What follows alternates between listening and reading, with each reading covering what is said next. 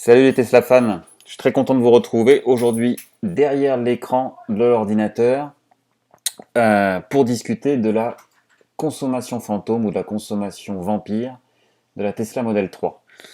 Alors tout d'abord, je vous rappelle qu'avec mon code de parrainage, vous pouvez bénéficier de 1500 km de supercharge gratuite. Et si vous cliquez sur les modèles d'exposition, Tesla vient de recevoir tout un bateau. Alors, on va enlever du zoom. Il y a au moins 50 Model 3, toutes performances.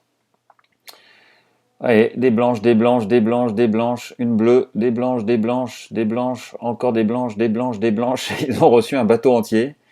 Alors plus personne ne commande des performances ou quoi Donc il y a que des perfs. Il y a que des perfs. Et voilà, il y a enfin des rouges, des bleus, des grises. Bref, si vous voulez une perf, elles sont disponibles immédiatement. Vous savez que vous pouvez les avoir très rapidement.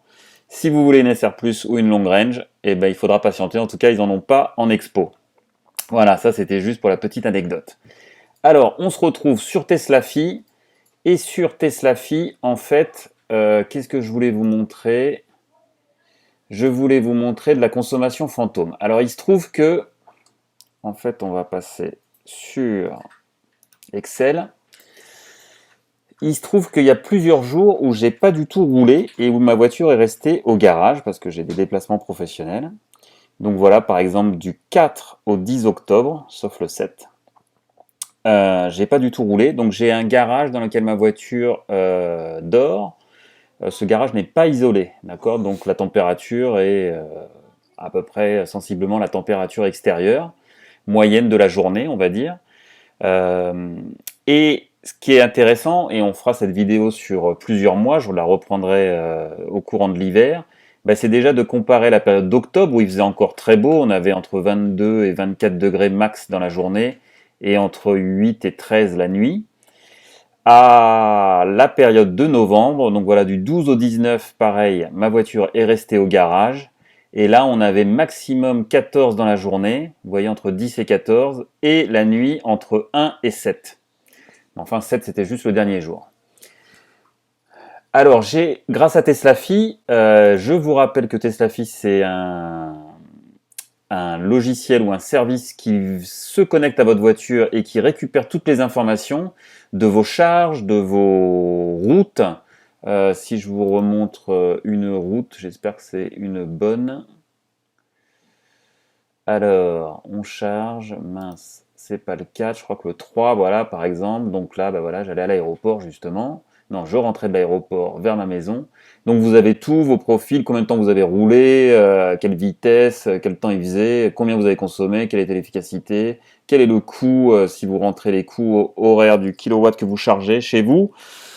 Voilà, et en termes de charge, je vous remets aussi les charges. Vous pouvez voir toutes les charges que vous avez effectuées en, comment on dit, en courant alternatif, ou bien les supercharges que vous avez effectuées aussi, et puis même les chats démo si vous avez des chats démo. Voilà, c'est extrêmement complet. J'avais fait une vidéo déjà dessus, donc n'hésitez pas. Et je vous rappelle que si vous êtes intéressé pour tester TeslaFi, en utilisant mon code que vous trouverez dans la description ou écrit ici en bas de l'écran, au lieu de 15 jours, vous bénéficiez de 1 mois de test gratuit. Voilà, et au bout d'un mois, vous décidez si vous vous abonnez ou pas. Ça coûte 5 $ par mois, je crois, ou 50 $ l'année. Si vous prenez un abonnement annuel dès le départ, vous gagnez 2 mois, je crois. Voilà, donc n'hésitez pas à le tester. Si vous avez une Tesla, ça vous permet d'avoir plein d'infos sur votre voiture, et notamment quelque chose qu'on regardera bientôt, ou que c'est, le battery report. Voilà, le battery report. Donc ça nous montre la dégradation de la batterie d'après les estimations qu'il fait sur des charges complètes, mais on peut le faire évidemment aussi. En fait, il fait des extrapolations à partir de charges incomplètes. Enfin bref, il y a plein de choses, mais je ferai un article là-dessus. Pour l'instant, j'ai pas encore assez de données. Donc on attend, vous voyez, ma charge pour l'instant est, on va dire, toujours stable à environ 489 km. Je n'ai plus mes 500 km que j'avais au départ. Alors, on retourne sur le tableau Excel. Donc, grâce à TeslaFi, j'ai récupéré les consommations en kilowattheure quand la voiture fait dodo et les consommations quand elle est en mode parking. Alors hop, si je vous remontre ça.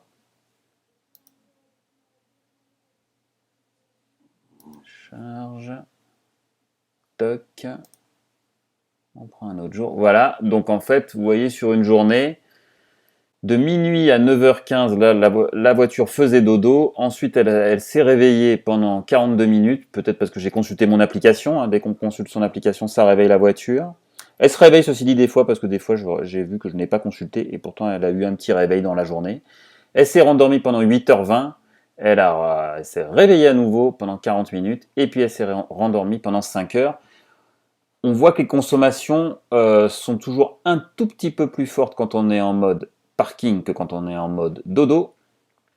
Et donc c'est pour ça que c'est ce qu'on retrouve dans le tableau Excel où on va bien retrouver ça à chaque fois en mode parking. On a plus qu'en mode dodo. Des fois on a 0 en mode dodo pendant plusieurs heures. Ensuite j'ai fait dans la colonne F le total de ces deux consommations et j'en ai fait la moyenne sur la période, puisque je pense que c'est deux périodes qui sont bien identiques en termes de météo, parce que c'est ça que je veux regarder ici, c'est l'influence, a priori c'est le seul paramètre, hein, c'est l'influence de la température sur le pack batterie et donc sur l'électronique qui est gérée par la voiture. Et donc on voit que j'ai consommé, pas 3 fois plus, mais je pense 2 fois et demi plus sur la période de novembre que sur la période d'octobre. Donc en moyenne 0,32 kWh par jour en octobre, 0,83 kWh par jour en novembre. Et vous voyez, j'ai remis en kilomètres, c'est-à-dire qu'on perd environ 2 km par jour en octobre, 5,7 en novembre. Alors ça me paraît tout à fait cohérent parce que cet été, je me disais, mais c'est dingue, la voiture, elle perd plus que 1 à 2 km. Donc il faisait encore plus chaud.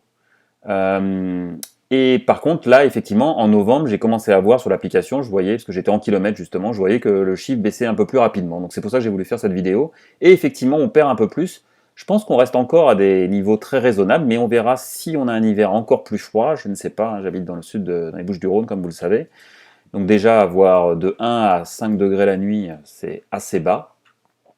Mais enfin, on suivra ça en termes d'évolution. Alors, à quoi ça correspond cette consommation vampire?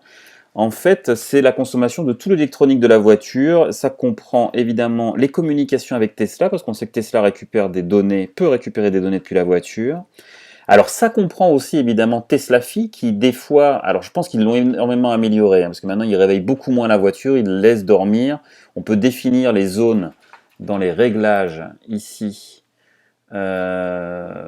Sleep modes, voilà. Donc là, vous avez toute une page de réglage. Alors c'est en anglais, hein, sur le temps pour qu'il laisse s'endormir et combien de temps et ainsi de suite. Donc il y a énormément de choses là-dessus. Mais moi, j'ai l'impression, en tout cas, au mois d'octobre, 2 km par jour, ça me paraît absolument raisonnable, même avec TeslaFi d'installer, puisque j'avais évidemment TeslaFi je l'ai depuis septembre. Ça comprend, cette consommation vampire, ça comprend les connexions au téléphone, puisque quand l'application, comme je vous l'ai dit, se connecte, elle réveille la voiture et tout ça, donc ça comprend ça.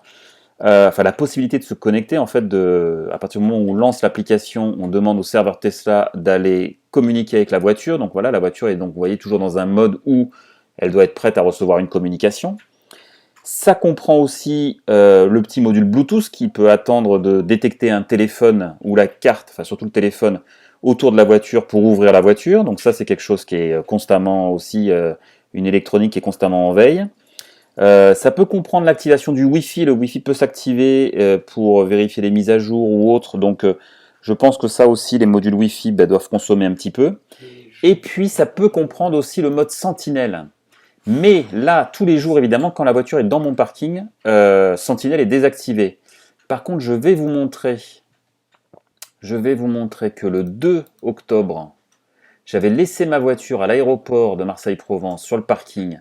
Et là, vous voyez avec ce petit signe ici à gauche que Sentinelle était activé toute la journée. Et là, j'ai perdu 30 km. D'accord, 29,5 km, soit 4,15 kWh. On enlève les 0,2, 0,3 hein, du tableau. Vous voyez, on a perdu 4 kWh à cause de Sentinelle pendant toute une journée. 23h58, Sentinelle était activé toute la journée. Donc là, on voit effectivement que le mode Sentinelle, qui lui effectivement requiert des calculs supplémentaires pour vérifier que sur les caméras autour, il y a des détections de mouvement et autres, donc pour identifier si quelqu'un s'approche de la voiture. Donc ça consomme voilà, environ 4 kWh à la journée. Donc voilà, un petit peu les consommations, parce que c'est souvent une question qui revient. Je pense qu'il y a eu énormément d'améliorations de la part de Tesla. Je ne sais pas si c'est que pour les modèles 3, mais en tout cas, j'ai comme l'impression que tout au début, quand j'ai récupéré la voiture, ça consommait un petit peu plus. Et en tout cas, ce qui est sûr, c'est qu'avec ma Model S, avant, on était à bien plus que ça. Et on pouvait avoir des consommations jusqu'à 15-20 km par jour. Alors, il faut faire attention aussi à quelque chose, c'est que quand on revient d'un trajet, alors est-ce que ça, je peux vous le montrer? Voilà, par exemple, ce jour-là, donc là, je suis rentré de l'aéroport à chez moi. Et là, bah non, mauvais exemple, c'est que derrière, il n'y a pas eu beaucoup de consommation. Enfin, il y a eu 0,20, 0,30, 0,40. Là, j'ai repris la voiture. Non, mais là, c'est pas bon. Donc ça, c'est quelque chose où effectivement, des fois, quand on rentre d'un trajet, eh ben, pardon, pourquoi je vous mets ça? Quand on rentre d'un trajet, la voiture ensuite va réguler la température du pack de batterie qui a pu surchauffer, va continuer à le refroidir et donc en fait là on a une consommation qui n'est pas fantôme, c'est la consommation du refroidissement du pack de batterie suite à avoir roulé pendant un certain temps. Donc des fois on peut observer effectivement une perte de kilomètres dans l'heure qui suit, la fin de la conduite et donc la première heure de parking. Mais voilà, les jours là que j'ai mis dans mon tableau Excel, ce sont des jours où la voiture n'a pas roulé du tout. Elle est restée pendant 24 heures dans le parking. Et vous voyez donc l'impact de la température sur cette fameuse consommation vampire qui reste à mon avis, en tout cas raisonnable. On continuera. Si vous avez des chiffres, vous aussi, si vous avez Tesla Phi et que vous pouvez me donner des chiffres que vous êtes, je sais pas, votre voiture dort dehors peut-être. Dans ce cas-là, peut-être qu'il y aura un impact un peu plus important de la température. C'est sûr que mon garage, même s'il n'est pas isolé, il régule quand même un peu. Bah, je suis intéressé, n'hésitez pas à m'écrire un petit commentaire. Sur ce, je vous laisse et je vous dis à très très bientôt pour une nouvelle vidéo. Bye!